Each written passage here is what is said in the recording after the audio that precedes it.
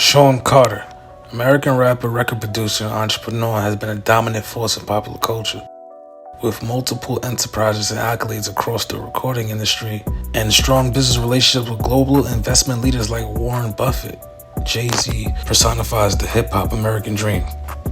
With his rags to riches stories hailing from the Marcy housing project in the Bedford-Stuyvesant section of Brooklyn, beating out poverty, broken home, and a life of crime, selling drugs, safe to say he embodies the blueprint for black excellence. He's also married to the biggest R&B superstar, Beyonce, and she has a fortune of her own.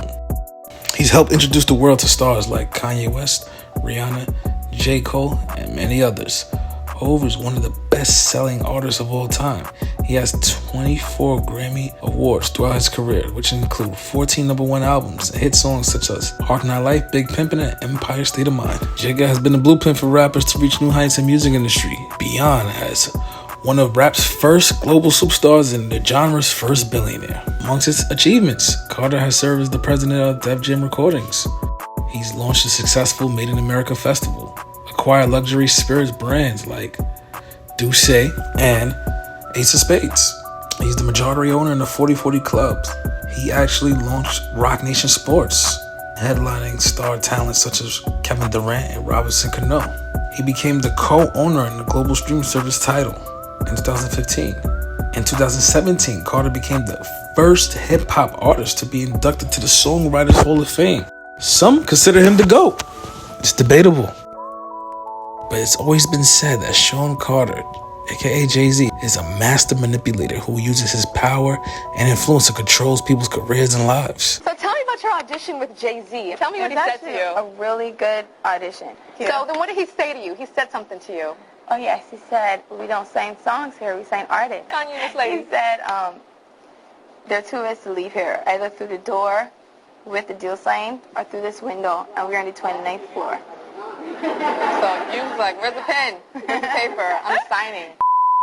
They say he's blackballed other artists who refused to work with him or spoke out against him. Him and Sean Combs, Diddy to be exact, on the other hand, they share the same things. Two powerful men that will do anything to get to the top. You only hear about Jay snake waves through other people. You don't see it directly like Diddy. It doesn't take a rocket scientist to see that Diddy was on his BS. However, Sean Carter does it in a sly chess match way. More importantly, it's been rumored throughout the industry his shady business practices, cutting people out the picture, cutting people out of deals, cutting corners to get to the top.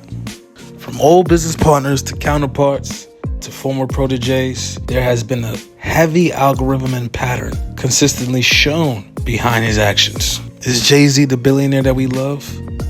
Is he considered the GOAT? Or is Jay-Z this monster, master manipulator that does whatever he has to do to take it to the top? And here's the life story of Sean Carter, aka Jay-Z's rags to riches story on his rise, on his way to his billion-dollar empire, and his shady business practices behind it. Shooting his brother. When Jay-Z was about 12, he shot his own blood brother. What the heck can your brother do to possess you to want to shoot him, to possibly kill him? Rumors have it that he shot his brother for stealing from him. In fact, his brother was addicted to crack at the time of the shooting. He did not press charges, and he apologized to his little brothers for his addiction from when the future star visited him in the hospital. It was terrible, as he claims. I was a boy, a child, I was terrified. The shooting is explored in their lyrics. You must love me. So the devil in your eyes, high off more than weed. Confused, I just closed my young eyes and squeezed. Shooting is explored in the lyrics, so you must love me. So the devil in your eyes. He meant that. He raps about it in the song Kill Jay-Z. And he addresses it. How do you guys feel about somebody shooting their own brother? Do you blame him for being young and as a child? Or maybe his brother's drug addiction was just getting out of control? D. Haven. YouTube channel Kim Capone interviews D. Haven, former alleged best friend of Jay-Z. He says the way Jay-Z did me, Damedash, Jazz O, Source Money, he should have knew that he was going to leave them behind. D. Haven has previously proclaimed that his life as a drug dealer inspired much of Jay-Z's raps. even claiming that although he taught Jay-Z how to nickel and dime, he was the one who did all the work and focused on keeping the Rockefeller frontman out the streets. D. Haven and Jay-Z shared clothes, money, and women. D. Haven even claims that he made Jay-Z his daughter's godfather. Everything seemed great until things between him and his former friend soured up, and D. Haven got indicted on federal drug charges of conspiracy in 1998. D. Haven is resenting Jay because he feels Jay left him for dead. During my trial, he looked me in my face telling me, yo, don't worry about it, I got you, and I never seen him again.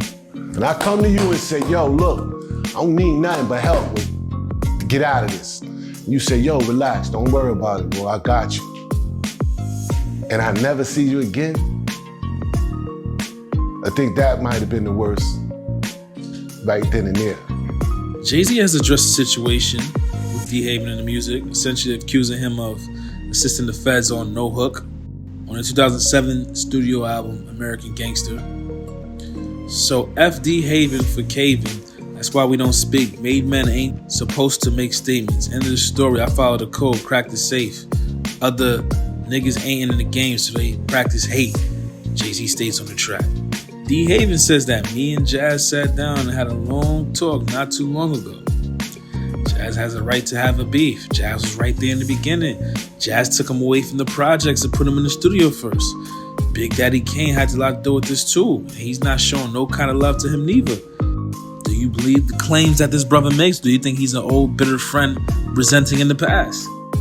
Is there any truth to what he's saying? Or maybe Jay just outgrew him? Foxy Brown. Jay-Z's and Foxy Brown's relationship in the 90s began after a 14, 15-year-old Foxy Brown was included in LL Cool J's I Shot You remix. Afterwards, Brown was featured on a couple tracks by major artists at the time. Dope featured the hit single Ain't No Nigga, and it was featured on the soundtrack for the Eddie Murphy movie The Nutty Professor, released in 96. There has been multiple sources seemingly confirming her underage relationship between Foxy Brown, Jay-Z, 50 Cent, Wendy Williams, Damedash. They all either explicitly alluded to or even outright confirming relations between the two in the early mid-90s. Not to mention Foxy Brown herself. She clearly has not reached a healthy and loving state in her own life that she deserves. However, the most notable and public confirmation of this underage transgression of Jay's part comes from none other than Nas. And not in the last decade or previous decade. Nas relays exactly what everyone in the business had known out in public in 2001 with his album Stillmatic on his hit diss song Ether. While the whole song targets Jay-Z itself as a diss towards him, it's the throwaway lines that capture our attention. Foxy got you hot because you kept your face in her puss. What you think you getting girls now because of your looks? Very ironic, and Foxy was relatively young. This is something to question. Was I shocked when Jay said the line in Picasso Baby? Yes, because we've talked about that.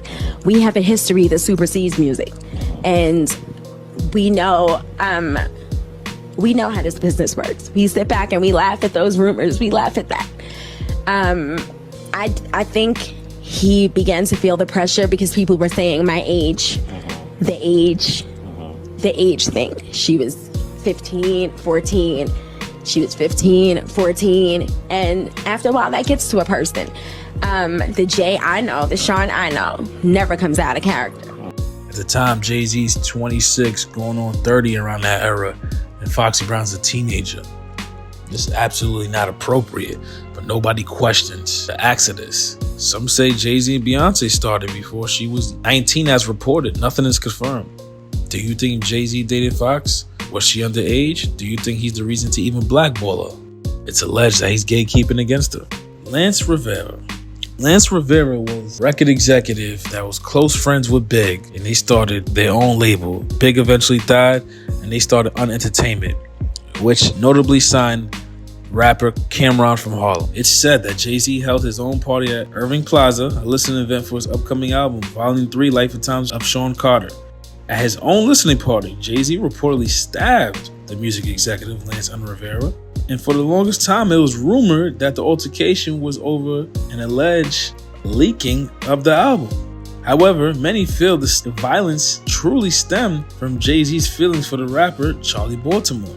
ironically, is the notorious B.I.G., aka Biggie's ex-girlfriend. Fellow rapper Cameron, who was signed to UN, recently supported the later theory in an interview with DJ Who Kid. This was all over Charlie Baltimore. I'm not going to get into the details of what happened and why, but, it was just a lot where, Jay liked Charlie at one time, you know what I'm saying? And that was Big Girl, you know what I'm saying? And then Un felt that Un was just feeling that was the artist and Jay was teaching her the business. It was just it was all Un and Jay shit. They could say a song leaked or whatever, but it was over Charlie Baltimore. Carter would turn himself into the NYPD, Midtown South Precinct in Manhattan, where he was processed and booked for felony assault in the second degree. According to BBC News, he admitted to the rival record producer at New York's Kit Kat Club. He pleaded guilty to at least several charges relating to the alleged incident. Prosecutors had promised the rapper that they would seek a sentence of 3 years probation. Jay-Z said, "I stabbed Lance Rivera during his brief court appearance." The Grammy Award-winning rapper later in a statement said, "I have accepted responsibility for my action as well as the actions of others who were involved with the dispute with Lance Rivera." Do you think Jay-Z was guilty of the stabbing? Do you think it was over a female? Was it necessary? Or was it really over the unleaked song? If you remember the song Dear Summer, he quotes, "Niggas back up, they know I'm not no fronter. I don't talk shit, I just flip it on ya. I'm sorry, Lance, I'm trying to advance my quotes. I ain't make you the butt of my jokes." Even though it's years later, this came out in 2005, and he's clearly throwing shade, and he's still throwing a petty jab about the situation, which means this situation is dear to him. Jay once looked up to Nas as Nas started killing the streets of New York City with the hip-hop classic album, Illmatic. You can sense that with him using his voice as a sample for his iconic Dead Presidents. The chorus is a sample of Nas rapping, "I'm out for dead presidents to represent me," from his 1994 song, The World Is Yours. The Queen's MC was originally invited to re-rap the chorus for Jay-Z and appear in the track's music video, but he declined. Some viewed these two actions as a catalyst for the Jay and Nas feud. This was one of the biggest hip-hop feuds in rap history. Two A-list MCs were going at it. When Nas and Jay directly feuded, both rappers discussed the merit of the sampling in the song in individual diss records. In Nas' track Stillmatic Freestyle, he says, "You show off. I count dough off when you sample my voice." Jay-Z responds to Nas in Takeover, says, "So yeah, I sampled your voice. You was using it wrong. You made it a hot line, I made it a hot song. And you ain't getting the coin, nigga. You was getting fucked in. I know who I paid, God." Searchlight Publishing. And that line clearly indicates that Nas is not getting paid directly for his music, which is a chess move. So Jay's indicating that he got one up on him. Nas rose to fame years before Jay established himself in the industry. So Jay-Z looked up to Nas in a sense. Ironically, right after this, Nas' baby mother was allegedly acquainted with Jay. According to online videos, Carmen Bryan, Nas' ex-girlfriend and the mother of his daughter, reveals that she met Jay-Z at an after party for Reasonable Doubt was released. One day after she got into a fight with Nas, she said that she became romantic with Jay after a year of friendship, while confirming that he already knew she had a child with his crosstown rival. She considers herself to be the main reason behind their historical battle. According to Vlad TV interviews, Carmen explains, "He was cheating, I was cheating. The problem was who I was cheating with. Had I been cheating with some nobody, that may not have been a problem, but I was cheating with individuals that were in the same genre of music, the same circles, the same industry, the same rap scene." She also explains that the dialogue in Nas' legendary diss track to Jay, Ether, was credit to her. She claimed that she knew all Jay-Z's insecurities and vulnerabilities, and she exposed it to Nas, such as Dick Sucking Lips, one of them. Actually claimed that was on his insecurities. Everybody in the street said Ether is considered the best diss track in hip-hop and rap history, and that Nas won the rap war. Jay-Z and Nas continued to beef, with Jay-Z dropping Super Ugly, where he spoke about his 3-year-long affair with Nas' baby mother. A line from the track quotes, "Me and the boy AI got more in common, more than just balling and rhyming. Get it? More in common." Jay-Z spit on Dr. Dre's produced track I came in your Bentley back seat, skied in your Jeep, left the condoms on your baby's seat. This is blatantly disrespectful and wasn't received well by the media, as Nas' baby mother claimed the line was nothing short of hyperbole. That was such an emotional reaction, she quotes. She stated, number 2, Destiny was like 8 or 9 years old when Super Ugly came out. So what car seat is she sitting at 9 to 10 years old, she claims. Jay-Z's never been in any of our vehicles. So you know that was just him grasping at things, just trying to make an instant comeback. But even the next day, Jay-Z's mother was speaking on air with Hot 97 about Jay going too far, which led him going live to even apologizing to Nas, his family, and any female listeners he offended.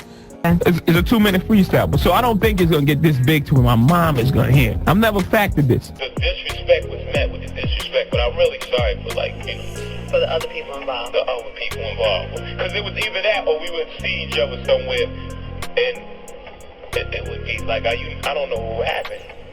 You know what I'm saying? There's no telling what would happen with that type of disrespect. It's not a sport anymore. This is, of course, before the social media era. Had this happened today, a lot of viewers would have probably canceled or blackballed an act just like that. Many people feel when adults have issues to leave the kids out of it.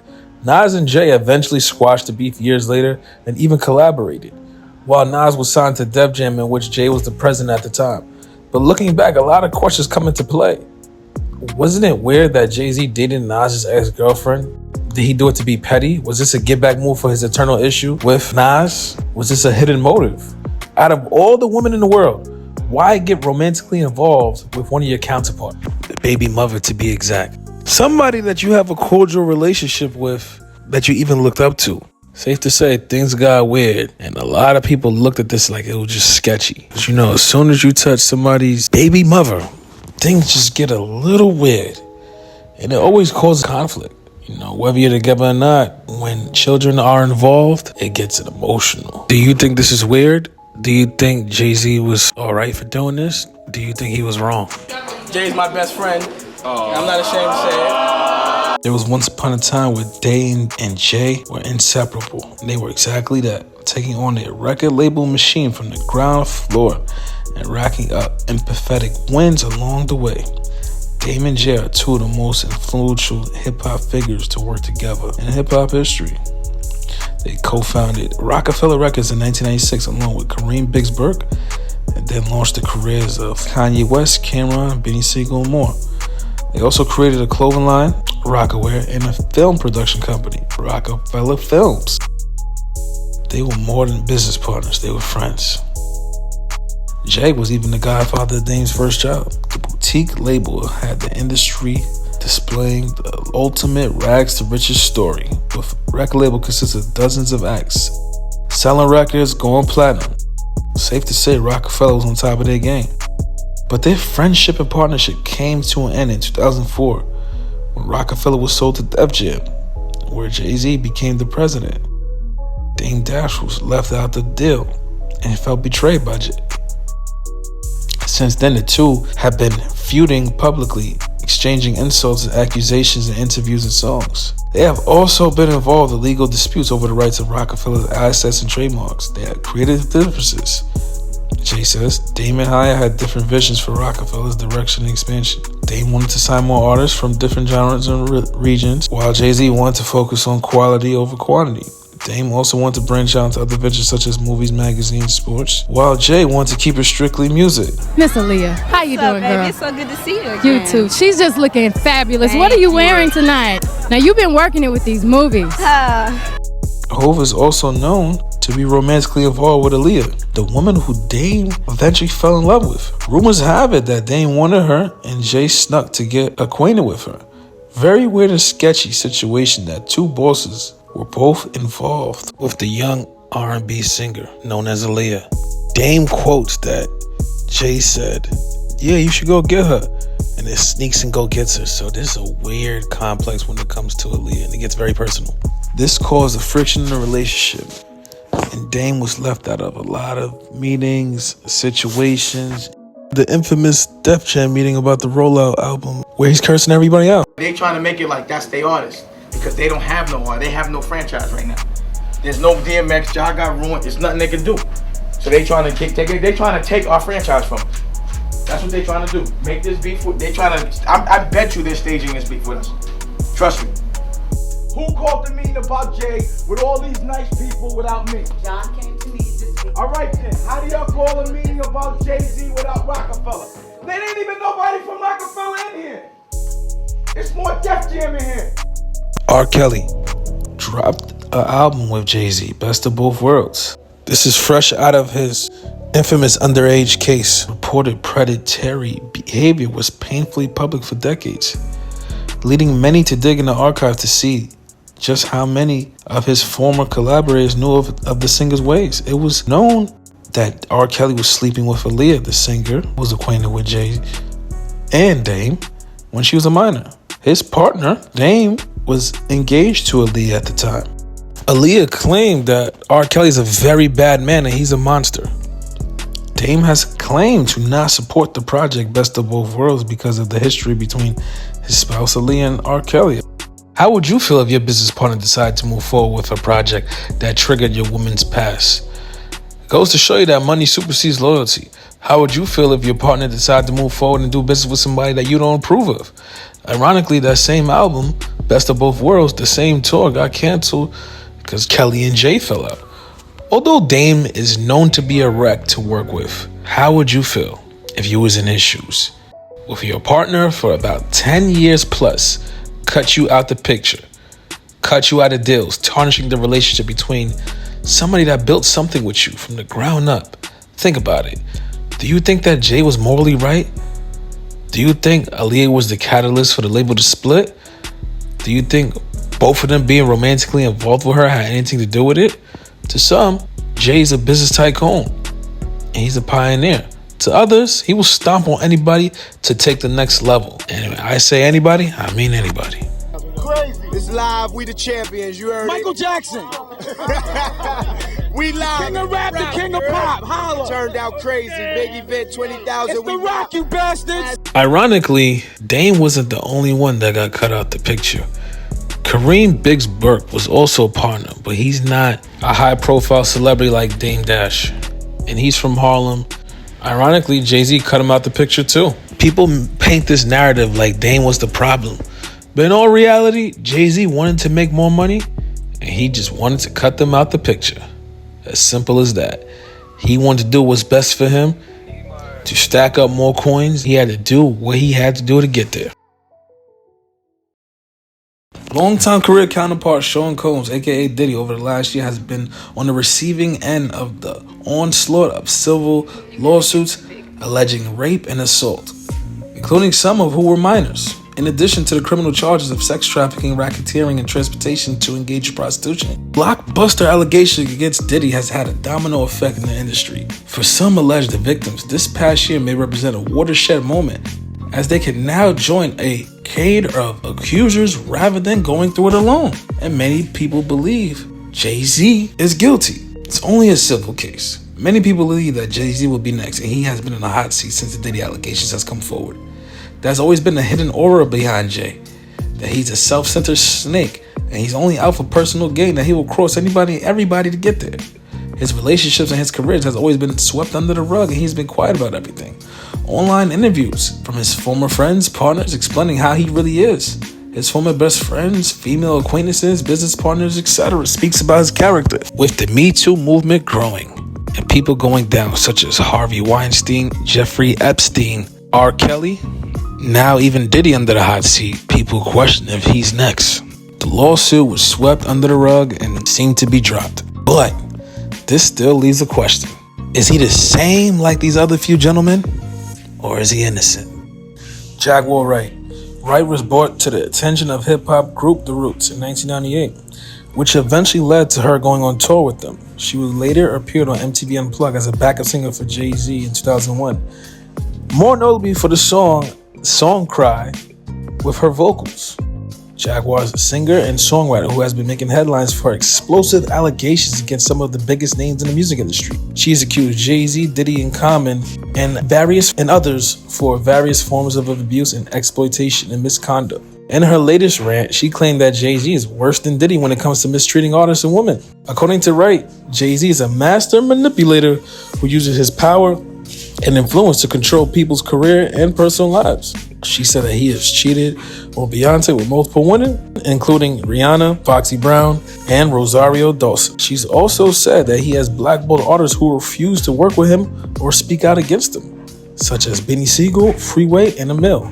Rice said that Diddy, on the other hand, is more upfront about his intentions and actions. Rice said that she is exposing these secrets because she wants to protect the younger generation of artists and fans from being deceived and exploited by these predators. She said that she has nothing to lose and that she is ready to face any consequences for telling the truth. She hopes that her revelations will inspire others to come forward and share their stories as well. During her interview with Piers Morgan, she equated Jay-Z to the recently indicted Combs, of course. She claims that Jay-Z and his wife Beyonce also participated in similar illicit and salacious activities to the ones that Diddy is currently under investigation for. Wright reportedly said that Jay is worse than Diddy while admitting she had no first-hand knowledge of the accused activities. I have 3 victims right now who are willing to give testimony on not only what Mr. Carter has done to them, but his wife as well. She has said they're a nasty little couple. They do nasty things, putting people against their will, putting people on planes while they're unconscious. Furthermore, Wright's credibility has been questioned by many, as she has a history of bizarre and unsubstantial claims against other celebrities. And she has many ties to mental health issues. What do you guys think? Do you guys think there's any truth to this, or these are just allegations? DMX wasn't pleased with Jay's action while serving as the president of Def Jam. According to the label's founders, there was a simple explanation for the tension. X was not satisfied with how Jay was using his influences as Def Jam's president. Jay-Z called X and told him, "The inmates have taken over the prison," he said. When your man Jay-Z got in position, X felt like he didn't honor him or hold weight like he was supposed to. When Hov wound up being the president, he felt like he had to answer to him. X did not like that. He felt some type of way. Hov dictating his future. Niggas must be crazy. Fuck Jay-Z. DMX eventually left Def Jam and signed with Columbia Records. You have to take account, Jay-Z and DMX were signed to Def Jam around the same time. Jay-Z about 96, X about 97. They both had Irv Gotti as an A&R. They both was under Def Jam's umbrella during the height. They even collabed together, and apparently they battled together in the beginning. They went on tour, they headlined together. When you talk about New York rap history from the early 2000s and late 90s, DMX and Jay-Z was head-to-head. A lot of people say that this was a power struggle move to chessmate DMX as an ulterior motive. In hindsight, Jay-Z and DMX were neck to neck, and you can argue that DMX was bigger than Jay-Z. Bigger as a bigger artist, bigger public figure, bigger presence. Maybe Jay-Z saw him as a threat. Do you believe DMX for leaving the company? Do you think Jay-Z treated him unfairly? How would you feel when your counterparts became the president of your workplace? Especially somebody who you were super competitive with. Rihanna. Speculations about alleged inappropriate actions taken by Jay-Z when trying to get Rihanna to sign with his record label are being discussed after clips always surfaced. When she walked into our office, I was like, you know, she just had, it was just something about her. It was just, she had this, you know, it was just something about it. We signed her that night. We didn't let her leave the office. Really? The 3 a.m. was when that contract got signed. The relationship between Jay-Z and Rihanna has always been shrouded in confusion, with some insisting that the pair had an affair when they first began working together. The rumor goes all the way back to 2005. Were apparently serious enough that Jay-Z and Beyonce reportedly split for a year because the Cuffit singer wasn't sure to think in the face of all the stories. It is alleged that Beyonce and Rihanna are friendly now, but they weren't always so cordial. Allegedly, her and Chris Brown's fighting was over her history with Hov. When you look at it, Chris and Jay have no songs together, which is odd because of the status of both artists and each of their genres, respectfully, they're at the top of their game. Ideally, you would think they would collab. And of course, it's not rocket science to see that Rihanna and Beyonce do not have any songs together. 2 females at the top of their genre from each generation. Not collabing on the track. They've collabed with international acts, artists from different genres. However, the 2 R&B talents has never collaborated on a track, and I don't think it's a coincidence. Apparently, the infamous Solange elevator fight was actually over Jay wanting to party with Rihanna, not over the alleged affair with Rachel Roy. Solange was like, enough is enough. You must be screwing Rihanna, the source recalled. Kanye West. During their 2011 hit joint album Watch the Throne, Jay-Z and Kanye had a questionable history over the past few years. The most recent occurrence was a leaked video of Ye threatening to kick Jay-Z off his album Donda, which was released back in 2021. From Ye producing Jay-Z songs in the early 2000s to creating one of the most popular joints of 2010s, the two famed artists had a long history with each other. West criticized Jay-Z for not reaching out after Kim Kardashian was robbed at gunpoint in Paris.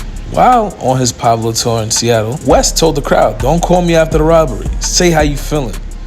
How you want to know how I'm feeling? Come by the house. Bring the kids by the house. We're brothers. Let's sit down," he added. "I can't take this shit, bro. Our kids never even played together."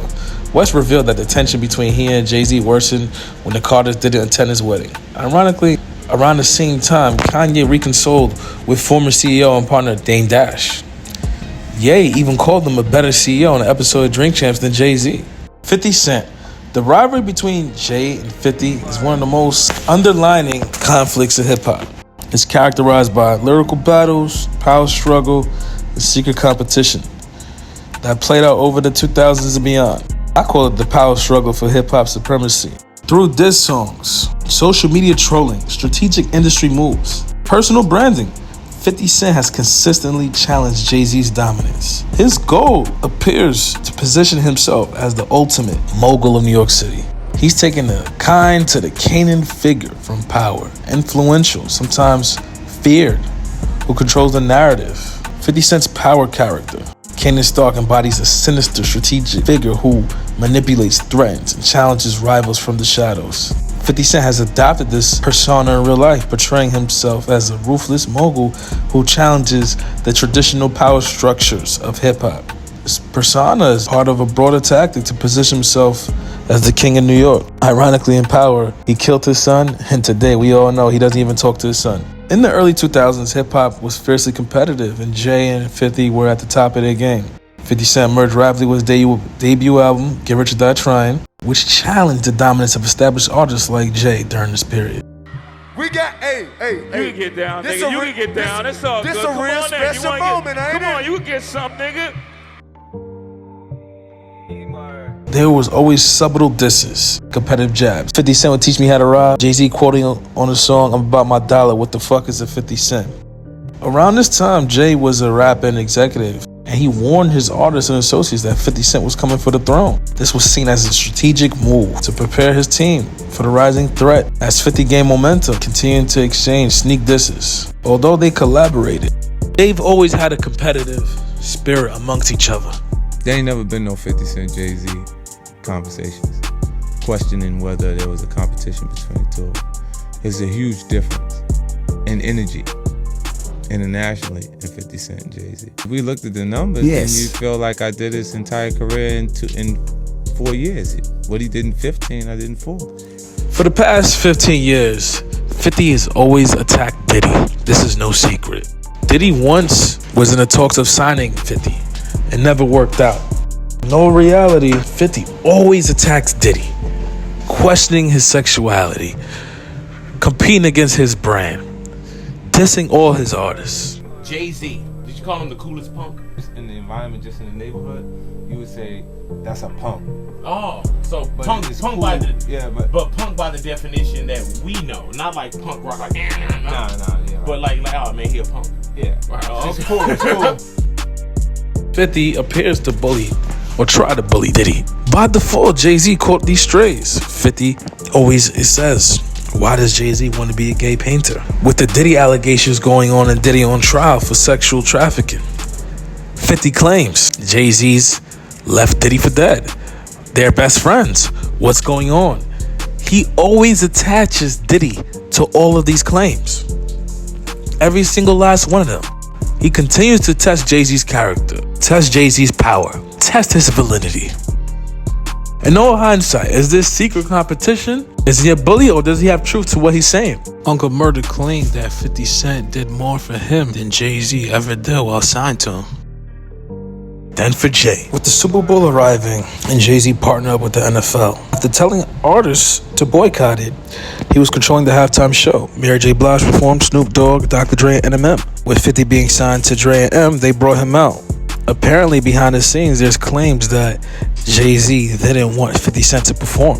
Allegedly, he told Eminem that the NFL did not want him to perform. 50 Cent saw an eye because he's in business with the NFL. Jay-Z told Dr. Dre, just for people who's not up on this, or Eminem, that he didn't want you to perform part of that Super Bowl they had a couple years ago. Why do you think that is? When you take the competition from, like, our culture is competitive, man. It is, but I think when it goes past the music itself to blocking things in business, then I don't understand that. Is Jay-Z a bad person? Or he's just a master chess player and manipulator? How does influential figures like 50 have so much to say about somebody who in some words he looked up to?